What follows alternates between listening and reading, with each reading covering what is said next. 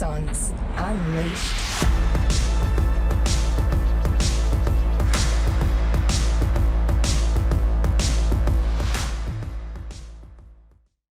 G'day ladies and gents, welcome to another episode of Axons Unleashed. I'm here with one of my favourite humans in the world. You probably won't like me saying that. Pete Liston, you're a bloody good mate of mine. We've known each other for many years. I can't wait to tell that story. You're a bloody Top Gun veteran entrepreneur. This is one not to be missed, ladies and gentlemen. Pete, welcome to Axons Unleashed. Mate, thanks. Great to have you on. I'm looking forward to saying g'day. Yeah, it's been probably coming up near 20 years, mate. Yes, indeed. Not far off. There's plenty of stories to tell in that, Jamie. Mate, there is, for sure.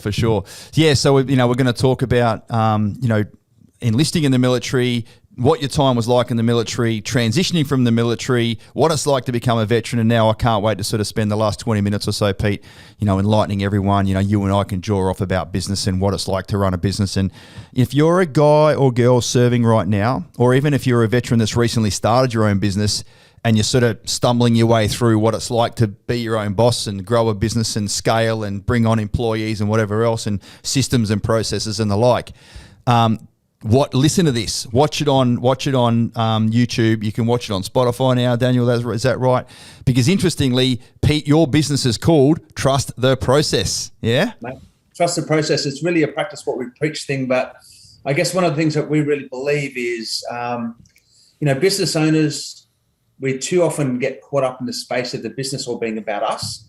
Really, we want systems and process to run our business, and the business owners run the system. Effectively, there's a big difference between having a job where you're your own boss and you're probably not a good boss, that can be called a small business, versus having something that is really independent of you, that you could potentially travel the world for 3 or 6 months and the business actually does better when you're not there. Yeah, very true. As many of you know, I worked in another business when I first transitioned, and I was an employee. And there's no doubt about it, when he wasn't there, the place hummed better. When the boss is not there, everyone was just sort of head down, bum up when they didn't feel like they were being watched. So now I'm that guy. I have no doubt about it that people love Daniel. You can probably, he's nodding his head, ladies and gents, that when I'm not here, people are happier as well. So it's an interesting dynamic. So I can't wait to get into that, mate. You've got so many layers to your story, and you've got so many great successes. You run a very successful Facebook group. You've been nominated. You were the inaugural winner of the Prime Minister's Veterans Business Awards, I understand. So, ladies and gents, we've got a fucking superstar with us here today, and I can't wait to sort of, you telling your story, Pete, and obviously you and I got a really close relationship as well. Tell us, mate, just quickly, and I ask this for everybody, where'd you grow up and why'd you join? Take us back to the start.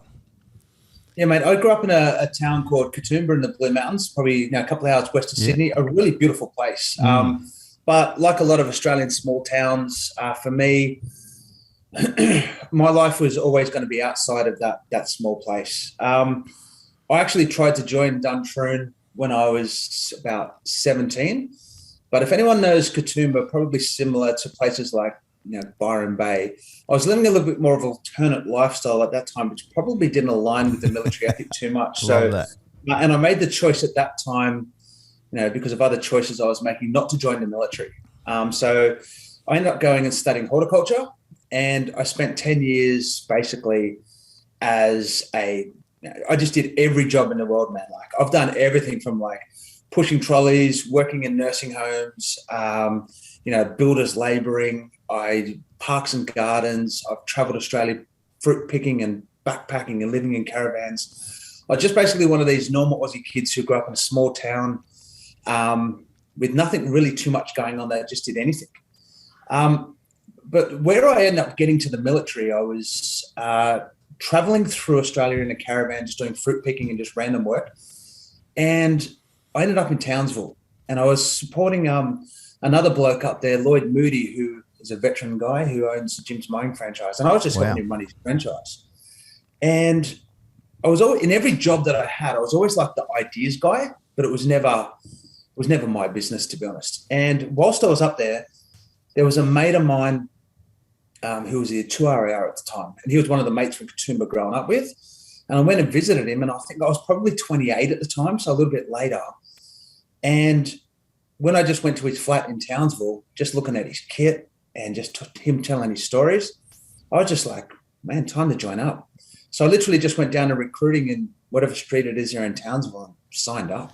That's a great story. I didn't realise, and I love it when I ask this of our podcast guests, because blokes don't normally ask these questions when the very small, very opportune moments that we've had over the years, Pete, to catch up with each other. I don't sit down and go, so why'd you join the military? But now I love hearing a story. I'm learning things about you as we go. And yeah, I grew up in a pretty small town as well, and virtually couldn't wait to get out of there. But I joined straight out of school. But you went and had 10 years worth of life experience. I mean, it would have been so good for you to sort of join the military. I didn't recall you being older than everyone else down at Duntroon, because as I just disclosed, that's where we're about to tell everyone that we first met. But certainly you would have. Did you find basic training and the transition that goes into Duntroon easier because you're a bit older than what some of the other younger cadets were experiencing, perhaps? I think it was definitely a balance. So I joined up. Just rocked up, and they were like, oh, you could probably do officer training if you like. And I was like, yeah, sweet. Went down that path, did all of the, the basic testing. They're like, hey, head to Duntroon if you like.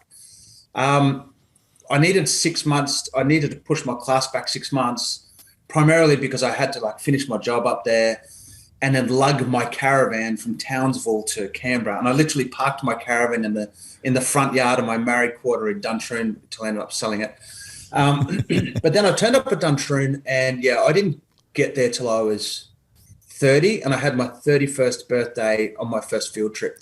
So definitely most of the crew down there were, primarily male, 18 to 23. Yeah. I was definitely behind the game a little bit, physically, even though some lads were just fit as, mate. And I was never, I'd probably put myself in the 30th percentile, off the bottom, but definitely not out the front with some of the guns in my class. Yeah. But really, from the other side, but having some life experience, I found Duntroon quite easy in some ways. I guess more, not necessarily Duntroon, but when it got into the first unit, being able to deal with soldiers as someone who was a little bit more, had a bit more life experience, particularly with my NCOs, got a bit more, I guess, cred from them. Yeah, no doubt. Tell me, mate, I don't think I've asked you this before as well. What year were you there? I was there 6, 7, and 8. Was this 2007 when you first joined? Yeah, 6, 7. So I think July class 6 got out of there in 7. Yeah. And I was lucky enough as a RAMI officer to march into 3RR as my first posting. Awesome. After that, and pretty well straight to Timor after that. Yeah, fantastic. What's your first recollection of me, mate? Because that's how you and I crossed paths. I was down there as your instructor. Yeah, so it would have been second class. I'm pretty sure you were the leadership package master down there. And for us, it was all about Shaggy Ridge. So heading away, Guns and Buns Turner was the nickname.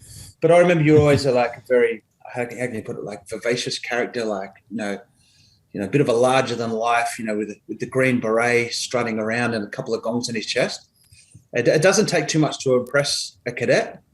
You got one Coke bottle gong on, as an instructor, you probably got, you're looking good. So yeah, fair enough. I think that was the first experience. It was good to actually have people, particularly at that time around 06, where Iraq was in full swing. Afghanistan was in one of the first pulses, but you were starting to get people through the college with a bit of cred and a bit of experience. And I imagine by the time people went through in 12 to 15, every instructor would have had some significant experience. I'd just come back from SOTG 1 in 2005. So yeah, when I lobbed down there in 2006, I was fresh back off the boat, per se, back off the plane.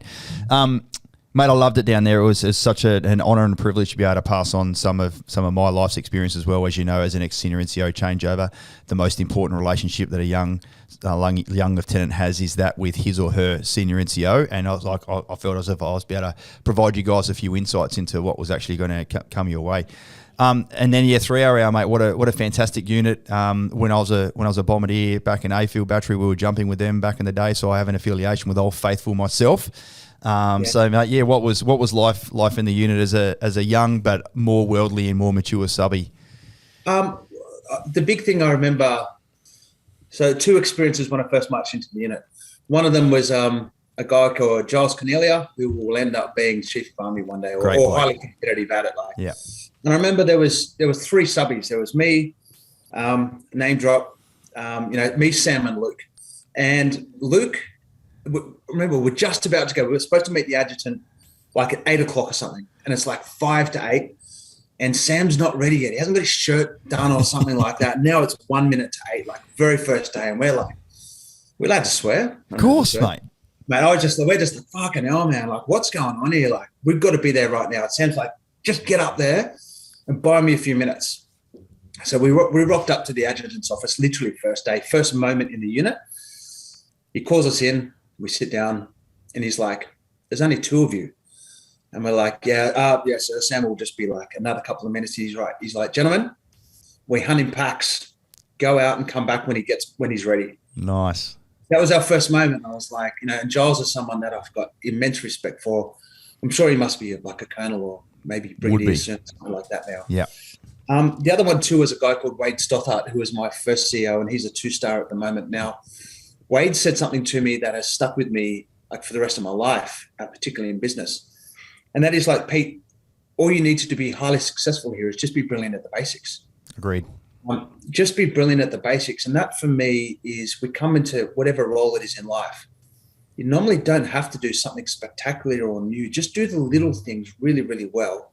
And that's that's been the foundation for every success I've had, is that bit of guidance. Yeah, I love that. Yeah, mate, it's a creed which goes very wide throughout the military. Just focus on the basics. None of this bloody flary stuff, because you'll get the speed wobbles and you'll sort of diverge away from what's really important. What's one of the highlights of your career that you can remember? And just before, how many years did you end up doing? 11. Okay, fair stint. Yeah, so I guess I had a bit of a different career because I say this a bit sheepishly and a bit like cheekily, but I never left Sydney. So I did 2 years at Holsworthy. Then I snagged a job in at Headquarters 17 Brigade at Randwick. And I literally spent the rest of my career living in the married patch at South Coogee for 6-7 years beyond that. I did had a different career because outside of 3 Hour, the rest of my career was in Headquarters. And I guess that was a point, like being a little bit more mature. I very quickly understood where my career was, the limitations, my strengths and weaknesses. And I also had a little bit more sway in potentially, because I was doing okay in my job, about getting the postings I wanted. The highlight of my career was absolutely the camaraderie and the life spending with the other officers at 3. Of a deployment to Timor, deployment to Afghanistan, anyone who has the opportunity to either deploy in any team overseas. I was lucky enough to command a small team to help the transition between 2 battle groups. That has to be the highlight for sure. Just being able to be a very, very small cog and be a fly on the wall in something that's really important. Doing things for real. Absolutely, yeah. So, we've got this little saying in Axon that, when we're sitting down with a client and we're coaching and we're strategizing and we're finding properties for them and building the properties and the rest of it, that's not what this podcast is about. But I say to our clients when I first meet them, when you do things on exercise, and we're all guilty of it, Pete, you do things at 70, 80, 90%, you're doing it and you're doing it to exercise yourself and practice and rehearse what it would like to be doing it for real. And of course, then when you go on operations and things have consequences for not going right, but you practice all those things that you've done, and you've got to be switched on when you're doing it on operations. Axon's on operations every day. We're not rehearsing. We're not playing. We're not just we're not just playing with someone's financial future. We're looking at it for real. So I sort of use that analogy of what you just spoke about there in business today. Yeah, look, the Army was the best job that I've ever had in my life, and I've had so many different ones. I can't even remember them all, but there just came a point for me where, again, always being the ideas guy, but never having the vessel to express those ideas.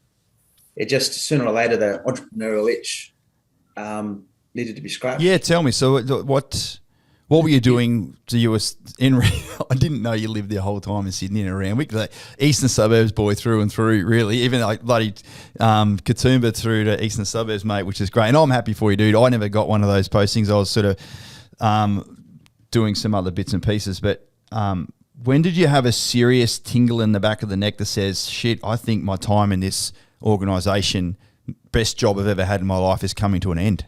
Yeah, it was definitely in Afghanistan. When, a couple of weeks before leaving, it's just like, what am I going to do next? I made the choice not to go down. I was actually, because by this age, I'm now 35, single at the time. What's in it for my life, in terms of partnerships, families, that kind of stuff. And I really got to the point where it was army and the military is all consuming.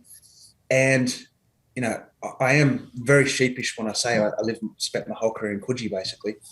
It's not like, man, that is such a rare experience. Everyone else gets dragged around the country, here, there, everywhere. I just wasn't prepared to make that sacrifice for the sake of what I saw at the time as fleeting glory. For me, I sort of realized that, and I say this, army is the best job I've ever had. But everyone will get disappointed by the military sooner or later. Whether you're chief of army, they're like, mate, your time's up. Or whether you're an LT or whether you're a corporal or something, sooner or later, even if it's retirement, they're like, your time's up, mate, you got to go. And I just took control of that a little bit earlier, after 11 years. Yeah, I love that approach. Yep. I took control of my own destiny. The machine that we've all grown up to love and serve no longer becomes part of what our sort of future holds. That's really, really insightful, mate. I love that. And I've got a couple of good mates of mine right now that are at that brigadier stage, and they've just been tapped on the shoulder and say, hey team, this is it's not up or out for you. It's just take a step to the right, please, and away you go. And they're now trying to find they've been in for the 30 odd years, and they're trying to find their life and their purpose and their identity when they're out. So good on you for taking control of that, mate. It's something very rare. Most of the people we speak to on this show have had some sort of separation from the military that they weren't in control of through a range of different reasons. So it's really great to hear that you had that foresight and you sort of grabbed the horse by the reins there. I was also really lucky, and my experience as an officer, I was able to really push the boundaries of policy. Flexible workplace arrangements, part-time leave without pay, keeping your long service, at half pay to drag out how long you're living in your mid-merit quarter and that kind of stuff. I really don't know whether, and I hope it is, but I feel that, for those in the ranks, whatever service they're in, that are looking to separate, really try and take advantage of these policies where you can. I don't think you'll have as much luck as me. I don't think a digger in 3 hour is going to be able to say, oh, hey, boss, I'm going 50%. Flexible workplace arrangement this year. And by the way, I probably won't make that bush trip to Capion Warrior as well. I sit here with a wry smile on my face because I'm all for applying the rules to benefit you, especially when it's a big government machine. Yeah. But as a business owners now, and as this business owner who's had other people depart recently that have squeezed every entitlement and every dollar out of a very small family-run business, it's fucked, quite frankly. That mindset is not in the right place. So it's a real different. I have a full different sort of perspective on it. Well, I do hope that for those that in the ranks or anyone, no matter where you're serving, is that you have a successful transition and a planned transition, even if it's a little bit forced through medical or administrative or whatever. It doesn't matter. But still take control of what you can within that separation process to set you up for success. Amazing, mate. How was I can only assume based on what you just said, then your transition was reasonably smooth. And then, no one ever leaves an organisation if they don't have something to go to. What was the immediate thing on your horizon? We started a business called Secure Windows. And then so me and one of my Duntroon classmates, a good friend and colleague of mine called Matt Mosley, we've worked together since that moment forward. We were really lucky. Driving home down Anzac Parade in Sydney, I was listening to the radio, and I heard this article that said, hey, the government's just passed a law to say that every apartment building in the state needs a window lock. And as I was driving through, Paddington and Randwick, I was like, there's a fucking lot of windows in Sydney. It's full of them. Yeah, millions. So Maddie and I ended up starting a business putting window locks on buildings, and we did hundreds and hundreds of thousands of them. We went from zero to multi-seven figure revenue business in about 18 months. The team went from 0 to 30, and that was a business we won the Prime Minister's Veteran Award for veteran employers, because we just our first key hire was I think 8-9 hour or 6 hour infantry corporal, bloke called Ryan Hall, and he just came in and gripped our team up, mate. He was so good. We got as many other veterans jobs as we could, but having this infantry corporal to run our operations team, we wouldn't have been successful without him. He was just switched. So good to hear. That's one of the best things someone said on this podcast, man. Well done. Yeah, I love it. I love it. What was that like? That was your first? So just so I'm linking it up, probably did that driving down Anzac Avenue and hearing that ad on the radio. Had you separated by then? No, I'd well and truly hadn't separated. I just banked it. I literally went home that night and started buying a few domain names, like Secure. I was thinking, what's a good business? I was like, Secure Windows. Yeah. So I bought a couple of domain names. I actually tried to start another business with another classmate of mine called Simply Beautiful Flowers, because being a former flower grower in my life, I thought that I could sell flowers in Eastern Sydney, but that was a spectacular failure. Trying to sell a product which is refrigerated with a very short shelf life without refrigerators. So I'd go out to the flower markets at 2:30, 3 o'clock in the morning, buy all the flowers, bring them back, start bunching them up in my little back room. Then I'd go to work at 17 Brigade, do the day's work. Then I'd come back and try and sell the flowers to shops and that in the evening. Just a terrible idea, to be honest. Mate, again, you're coming up with some awesome bloody truth bombs here. Like, I love your vulnerability and your transparency. But you heard this ad? Another flop of a business, and I've probably got it here on my shelf. For those not watching on YouTube, he's just walked off and gone and grabbed something. Come back, mate. Okay, here we go.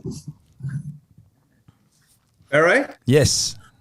I manufactured berets with another guy. Oh, Jesus. Did you?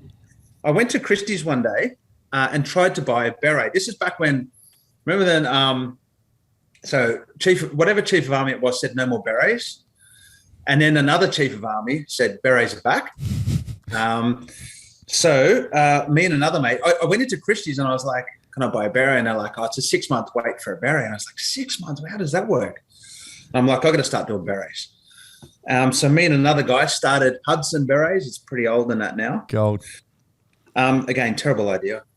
All the colors, when these hundreds of berets arrived in boxes from Pakistan, they were all the wrong color and it didn't work. Another flop. But that is one of the originals. So, and I wore it and it's bashed pretty nicely. Love it. It does look very good. Mate, you've got to have some flops and you've got to have some things that don't go well in your life. Otherwise, how do we fill up our experience, our bucket? You know, how do we build depth and resilience in our life? It can't just be all smooth sailing, mate. Failure is really important in business. Having a crack's really important, but there's some other things that we can learn so we don't have to fail. We can chat about that a bit later if you want, like how to do minimum viable products, how to really not do what I did in those two examples and spend a lot of money and then learn. But there's ways that you can spend a little bit of money and learn fast. When did you know this window lock business had some runs in it? I mean, the volume was there. You said there's millions of windows in Sydney, but like you had to go out and you had to market yourself. You had to buy all the product. You had an inventory. You need to have an implementation plan, et cetera, et cetera. Tell us about that. We started the business, me and Matt's housemate, and he was a sales guy. So we just got him on to start selling and start getting in touch with. So it's the strata committees and the strata managers that had the keys to the building. So imagine I'm looking at your window out the back there. There's a big tower there. We were like so every single one of those towers would be strata run if it's not a hotel. Mm-hmm. So the committee runs them. So we just started getting lots and lots of work. And then it just really snowballed to the point where we had hundreds of thousands of dollars worth of work racked up, but no team to install them. So we had this big sort of point of complexity then in terms of how do we get new installers and train them up? And then the amount of serials in the business was crazy. Like at its peak, we had probably 30 installers at maybe 20 different building sites. Each of those building sites must have had between 10 and 100 apartments in them. So there was like literally probably 1,000 or 1,500 serials every day of getting into one apartment, into the next apartment, into the next apartment. So it was complex, but again, I'm a big believer of, our military acumen is directly applicable to our business acumen in a lot of spaces, and some real simple ops planning and that sort of systems thinking is just nailed it. I was just about to say, when it was you and Matt, I know Matt, he's another champion bloke, and Matt's flatmate, when you sat down, it would have been like an O group, military appreciation process, and go, right, what are the vulnerabilities? Where do we need to go? What are the services? What are the gaps? What's the timeline? It has served me incredibly well. And I now do that exactly for our clients. Our clients don't even go near purchasing a property until we've mapped out effectively the sync matrix or the timeline. So I'm really glad to hear, mate, that a lot of the things that the military taught us, it does transition in the business. All of that is exactly applicable. Now, like if you're, whether you're a corporal or whatever equivalent rank, going into an ops cell or an intelligence cell and just solving a problem, or whether you're an officer or whatever, it is just the same thing. It's just problem solving. What's the team I've got, and what's the best way to nut the problem? Yep, mate. You've just basically listed the FIC, haven't you? Fundamental inputs, the capability. Like what's all the things I need. What was it like when you and Matt sort of? I just want to talk about maybe did you feel like you were an entrepreneur? Did it feel like a business owner? Did it feel like you were, or you were just that caught up or decisively engaged in bloody trying to get through the gaps that you had? Did you have a chance to sit back and reflect? To be honest, it was very challenging for me to, if you call yourself an entrepreneur, you generally feel like a wanker saying that word. Now, it was really hard for me. Because small business person is the same word. Agree. Okay? It's so whether you use that term entrepreneur or just small business owner, yeah. It's just a business owner. And what it's about is just simply someone who wants to have a crack, take control, and give it a go. So it was interesting because Secure Windows was fine, but in our next evolution of business, which is Trust the Process, which is more of a consultancy, it still took time to build worthiness within myself. And I think a lot of people struggle with this, from a pricing perspective. Now, you need to do some time in rank with your business to say, look, I am actually good at this. And then as you get better at it, your prices go up.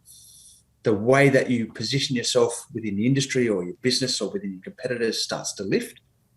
And I did battle with this sort of sense of worthiness about who I am, who I was, and my identity. Yeah, it's literally it's called in the industry, Pete. You would agree, imposter syndrome, isn't it, mate? Yeah, you're exactly right. But it's funny. Your levels of success, it just sort of tears up, and by that I mean when you do your first 100,000 or do your first sale in business, you're like, oh wow, how cool is this? And then you sort of cross that first $100,000 threshold, and then you make your first $1 million in business. And you're just really at that point now, how can I describe it? It's almost like winning a medal. It means so much to you before you get it. True. You're like, oh man, I got these gongs now, like this kind of thing. But after a while, it's when the sort of dust settles, it just becomes a little, it's just like, it's just a bit more so what now? And because you realize that you're still fundamentally the same person, whether you got medals or you don't have medals, whether you're doing $100,000 in business or $5 million a year in business. In the essence about who you are yourself and how you're contributing on this journey going through life. Mate, for me, 1,000% agree with what you just said. When you do crack the code and you've got the ability to have a business which is quite buoyant and you've got a business structure and processes and people and employees bring value into the business that you're not directly related to. It's a little bit like when you buy your first property, when the tenant starts paying the mortgage and you're not paying for it anymore. That's a great feeling. When you have a business model that is bringing in revenue that's not directly related to the exchange of your time, it's an amazing feeling. Yeah.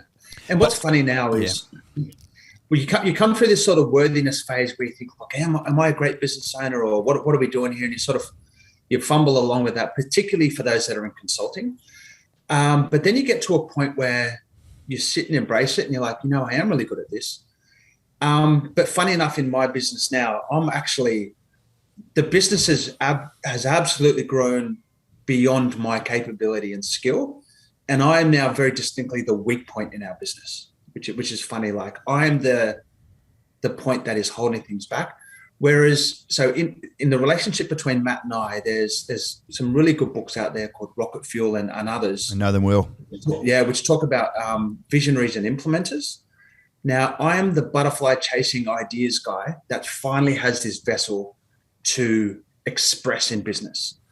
But I'm really, really lucky because I've got a business partner, Matt, who's someone, because we're classmates and good mates, there is an intimate sense of like trust. Like, when it comes to money and all of that stuff, or hours worked, there is no doubt about the trust from that perspective. However, I would not be in business without Matt, because without him as the doer, without him as the executioner in terms of that runs tasks and get things done, like, all my ideas would just float away, because I really struggle personally to execute. And this is a really interesting dynamic. Like, my first person one of my biggest regrets in business was losing a friendship with a classmate out of Duntroon. So we went into that flowers business together, and unfortunately it didn't work out. And it still hurts me today to think that we lost a friendship because we didn't get it right. Oh, so the business tore your friendship down. Like, what happened inside the commercial reality of that entity affected your personal relationship. Absolutely. And we haven't basically spoken since. Holy shit. Yeah, that's something that I always sort of hold with a bit of regret. So it's be very careful with business and partnerships. So whereas with Matt on the other perspective, it's a match made in heaven, because it was just, we were both a little bit more mature and evolved.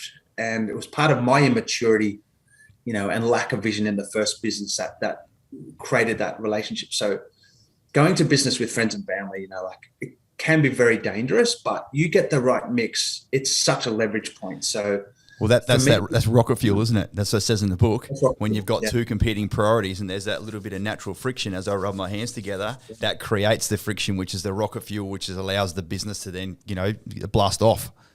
And in hindsight, the friendships and the personal relationships are so much more important than the business. And these things can be managed through, to be honest, through being a little bit more realistic in the business model before you start. Because of our inexperience, we just thought the business was going to be successful, because the world, according to me and this other bloke and our mums, partners and girlfriends, everyone's like, yeah, it's a great idea. But the market didn't think so. The market said it was a shit idea. So being a lot more realistic on that beforehand and doing that testing would have saved that relationship. So coming into, and again, learning's everything. Coming into this next model with Matt, we really knew that up front, and it's worked out, to the exact opposite. Yeah, again, perspective is everything, mate. Like, as everyone knows, I got the opportunity to work with another firm when I first got out of the military, and whilst me and that gentleman are parted ways, and we don't talk anymore either, I still dedicate an element of gratitude and thankfulness to that opportunity that he gave me every day, because without him and without that, this would not exist. Yeah. But it's almost like I got to see what it was like for him as his right-hand person running a business, which ultimately didn't succeed to where I thought it was needed to be, and then that was my exit stage right point. But you've got to have that experience. Like, it's very one of the observations I'll make, ladies and gents. And Pete's run a number of businesses now, and he's cracked the code. I'm in my second business, and we've worked my ass off to make sure that we've cracked the code as well. But generally, your first venture in business is what I'm picking up, Pete, will not be that successful. No, generally. It's interesting, because I don't think too many people come out of the military into business. I did. But that's because, again, I was able to leverage policy and transition out over about 2.5 years. So I actually left the military getting more money from the business than when I was in. A lot of people will go out and get a job first, just like yourself, and then find that transition path later. because again, there is an element of financial risk to starting your business up. And there's definitely going to be a lag between kicking it off and getting life-sustaining revenue. Now, it's one thing, I see a couple of significant thresholds in business. Making your first 20K is tough, but if you can make 20K, you can make 100K. And if you can make 100K, which is 6 figures, you can do 7 figures. And then if you can do 7, you can do 8. But it's all just a matter of scalability. Mm-hmm. And again, so our model is systemize, automate, delegate. Number 1, create good process. Number 2, find the right tech platform to express your process. And then number 3, find the best people to empower your process and your platforms. So it's all about processes, people, and platforms. Now, the only other one that we can add from the military perspective in front of that is planning. So plan first, then build process, then find the right platforms and empower your people. And that is the code for me so for example, in 6 weeks, I'll go on about a 6-week trip of Europe, and the business will grow better when I'm out the way, because my business now is too big for my expertise. So a farmer who joined the military, who started a business that's now doing quite well, it's better for me to now go pay someone else 100, 150 grand a year, whatever, to do my job, because I'm not good at my job. I need a professional to do my job. And for me, I'm moving myself into this beautiful new role called product development, which as a business owner means I can just go back to thinking about cool ideas again. Yeah, mate. And as the business owner / entrepreneur, that's the highest and best use of your time once you've built the systems and businesses processes underneath you. My little mantra, Pete, to go off what you just mentioned then, I'm listening with you going, we are so in tune. People and processes defeat chaos, volume and chaos. Yeah. If you got the right processes and the right people, having done the planning and using the right platform, which is, in my mind, part of processes, no matter what chaos comes your way and no matter what volume you've got, you can scale and test and adjust, and you should be able to defeat whatever's staring you in the face. It's interesting you mentioned chaos there, because I do remember at a time with Secure Windows where I almost physically and mentally broke down under the sheer weight of the workload.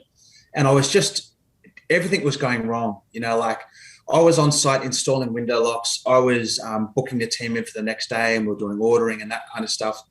And I remember driving home after a really, really terrible day where I just butchered a heap of stuff at work and just really had a terrible day. And I remember driving home at 9:00 at night and then realizing I hadn't got the window locks to the guys for their jobs the next morning. And I was just like, God, it's just too much. But that was me doing everything. So, and Matt really challenged me at this point. He's just like, you have to do as little as possible. He's like, why are you doing this? He's like, build a process for it and then just delegate it, mate. Get someone else to do it. I couldn't let go. And even now, I've got good ideas at different parts of the business. But because in our role, Matt's the CEO of the business and I work in a subordinate level to him, like owners had aside, in my role in the business, there's no ego. So I play my role. And if I've got an idea, I put it to Matt. And then Matt runs it through the standard chain of command. Mm-hmm. Yeah, I love that, mate. Isn't it, Daniel, our executive producer, you must be listening here. We're talking about chains of command. We're talking about processes. We're talking about chaos and hierarchy. This is true veterans talking about business, isn't it? It's so similar, mate. Let's just unpack chaos a little bit. Chaos is always, it sounds a bit basic, but chaos is lack of control. Correct. So control in business and control in, not necessarily just running a business, but even if you're leading a team as an employee in business, there's, for me, one way you get control. Control equals consistency plus visibility. Consistency means process, capture excellence and repeat. Can I find the best way to do something? Can I find the simplest way to do something? Like there's the old quote, any idiot can make something complex. It takes a genius to make something simple. So how do I do as least as possible, but as much as I have to when you're building process out? Do as little as you can, but only the things that are needed. That's consistency. Then after you deliver consistency if you can now get visibility using tech, using reporting, that's how you gain control. And this is all military ops 101. Yeah, so good, mate. Tell us about your Facebook group that you sort of manage there, of just bringing other veteran business owners together and that real community that you started building, mate. So after we won the Veteran Employers Award, great shindig down at Parliament House. What was that? ScoMo was the Prime Minister then? Yeah, ScoMo. Oh, no, it was Malcolm Turnbull at the time. Right. You must be on the way out. Yes, just before the transition. The scallops in the foyer at Parliament House. I'll never know, mate. Spot on. So it was a really good night. After that, we got invited to a lot of DVA think tanks and employment. And Maddie and I would sit in these like death by PowerPoint DVA presentations on how to get a job. And we were just like, man, we don't want a job. This isn't for us. Like there is nothing here that in the transition space that is focusing on self-employment and entrepreneurship. Actually, I'll take that back. The only other thing that I see out there in the market is there's a really cool course by something called Princess Trust Australia. And they've got, in one of their arms of Princess Trust, they run a couple little courses on, is small business right for you? And I actually did that course whilst I was in the military. So anyone out there that wants, if you're thinking, is business right for you, then jump onto Princess Trust Australia and have a look at those courses. Great resource, mate. Well done. Ordered, excellent. So, but then Maddie and I there's nothing out there for once you've got the idea of business, how do you grow strong businesses? And it was a mate of mine that you also know well, Sean Barry up in Brisbane, who was doing quite a bit of stuff, with the veteran business space up there. And he's like, dude, we should just start a business chamber or something like that. So Maddie and I moved forward and started the Veteran Community Business Chamber. And it's built on 4 pillars. So number 1 is community. Like when you get out of the military, so the biggest thing for me, just a slight segue, and hopefully this is the biggest thing that I learned in transition.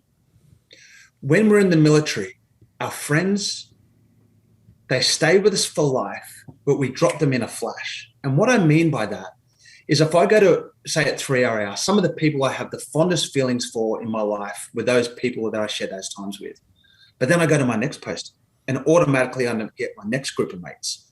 And then I go on a course and I get another group of mates. And then I go on deployment, I get another group of mates. And we're so blessed with this group of mates that we just keep adding on. Now, those people that I've left behind at 3RA and that, they're still my mates, but I've just moved on and I move on and I move on. But the difference when you transition is that your mates will just move on to their next posting, to their next job, to their next trip. It doesn't mean that they've lost you or left you behind, but in their space, they're just on to the next thing like we've always done. But when you transition, that's it. There is no next course, next unit, next spoon feed a group of mates at you. So the community pillar in Veteran Community Business Chamber is important for us as a point of connection for people that are interested in this stuff to come and hang out.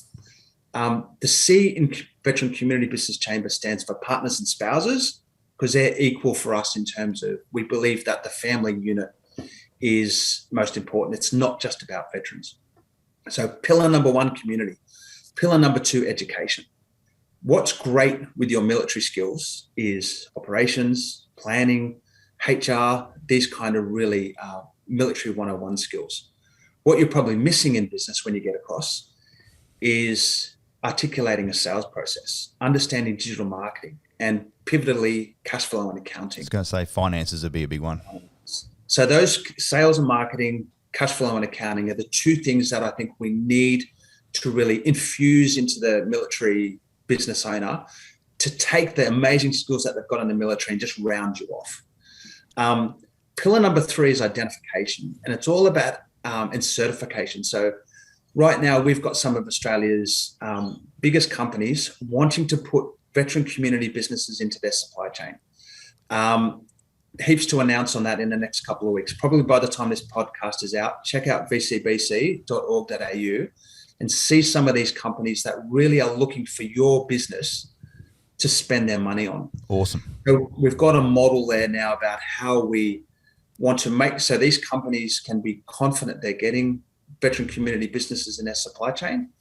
But also what we want to be able to do is have people identify and say, I've got a conscious choice of where I shop. I want to hashtag buy veteran. Last but not least, digital transformation. And every business needs an effective digital footprint.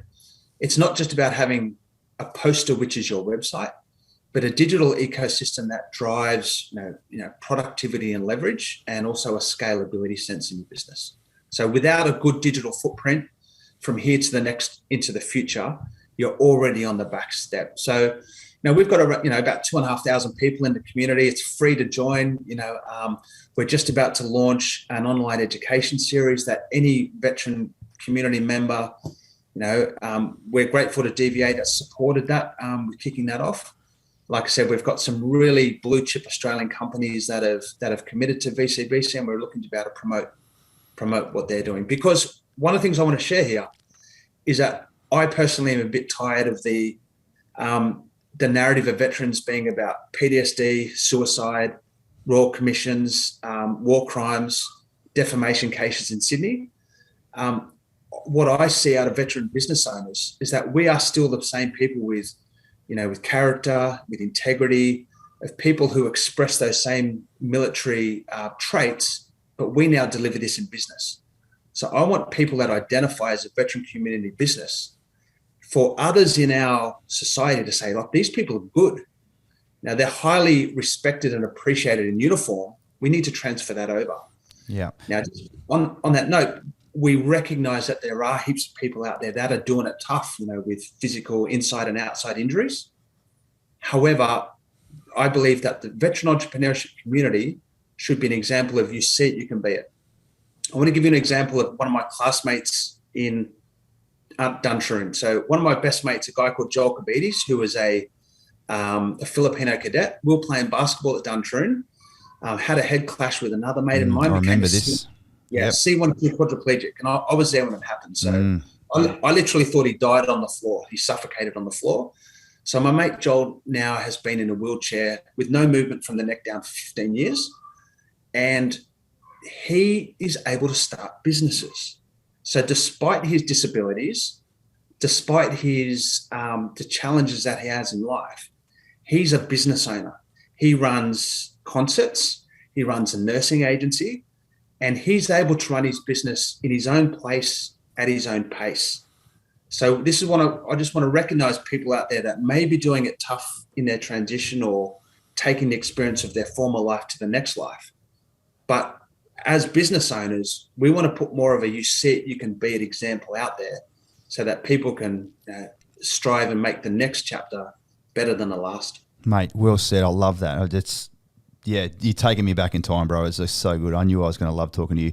What's some of your observations as far as veteran business owners and, just people in that sort of senior management space, how they all treat each other and interact, like the mateship and the camaraderie and the connection that we all have. As soon as I know someone's a veteran business owner, I'm like, bang, I'm straight over there. I want to talk to him. Mate, I remember a couple of years ago, I was in a pub in Katoomba and I randomly bumped into an American Marine in there. And the fact that he deployed to Afghanistan, totally different, battle spaces, experience, whatever. But the fact we have shared experience, I dropped to my mates and then hung with him for an hour, just smashed a couple of beers with him. Yeah. And anyone with this shared experience of the military experience,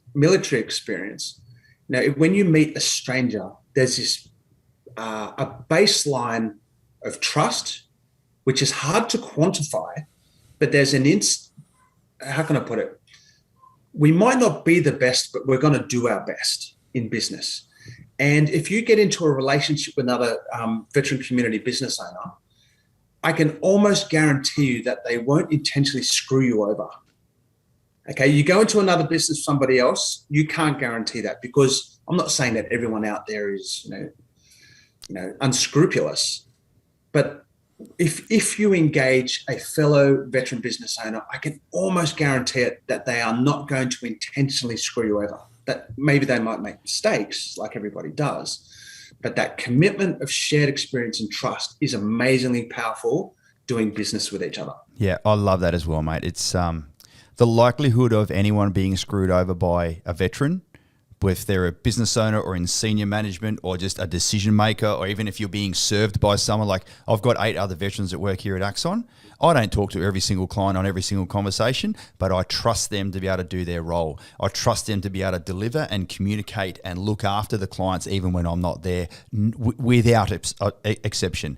So it doesn't surprise me. So you've been exposed to many more businesses than I, and it makes literally the hairs on my back of the neck stand up, mate. That there are so many veteran business owners out there doing the right thing, following their passion. They've got a purpose. They're delivering and they're caring for their clients, and they know that their clients know that they're not going to be screwed over.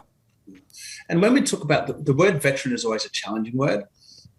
Because what's your definition? I've got mine. I'd love to know yours. Mate, for me, because my purpose is to embrace as large a community possible, I stick with the DVA version, which is just 1 day. But that's because I've got my reasons around that. It gives me no benefit to exclude anyone from an audience, and wherever I put the line in the sand, someone's going to be on the other side of the line. I'm 100%. If you sign that dotted line and say to the government, I'll give you a check up to and including the value of my life, I don't give a fuck how many days after that you serve, you are entitled to be a veteran, in my opinion. Because we all of us leave at some time or another. And, I remember, I was lucky enough to get 2 deployments really quickly, but then other mates who were way smarter and way better at the job with me just didn't happen. So it doesn't mean that I'm better or worse. But for example, I know there's a landscaping yard in Katoomba. Like, he doesn't know this, and he doesn't see himself as a veteran-owned business owner. There's a landscaping he owns a landscape yard in Katoomba. Did probably a couple of years of Army Reserve stuff in the 80s. He's a veteran business owner for me. 100%. I want to encompass these people, but the word veteran is just one of those. And I'm not saying we want to go as far as the States where it's all like, thank you for your service at every single opportunity. That's not us. But definitely I want to raise this profile that the veterans in the community are the same people that were respected, appreciated, that have character and integrity on the inside. And now they're just doing the same thing in business on the outside. Yeah, so good, mate. Pete, let's wrap it up, mate. It's clear to me. I'm going to go back and listen to this as soon as you post it, Daniel, by the way. You've got pillars of business. You've got structures in place. You're an inspiration to others. You're an award-winning business owner. You've got a great story. There's no doubt about it, ladies and gents, that if you're a veteran business owner and you're not part of Pete's community, reach out to him, get him involved. I'm sure he'd be happy to have an initial consult with a business owner as far as trust the process goes, to find out if you could improve their processes, for instance. And this is not about me drumming up business for you, far from it, because I'm sure you're like me. You do that initial connection call, discovery session, whatever you want to call it, and find out whether you've got the right fit, and you only move forward when you do have the right fit. It's so important. In terms of the size of our community out there, chicken scratchings on an envelope, I reckon there's at least 30 to 50,000 businesses out there in our community. In America, 1 in every 17 small businesses veteran owns, and that they've got that data. So that's over 2.5 million veteran businesses in the States. Extrapolating that number to Australia and using about 10% of that number of the extrapolation gives us around 30,000. So for me, my next sort of challenge is to really unite that community, to put them under a common umbrella, so that you as a consumer can say, hey, I want to buy something. Is there a veteran business owner out there I can buy it from?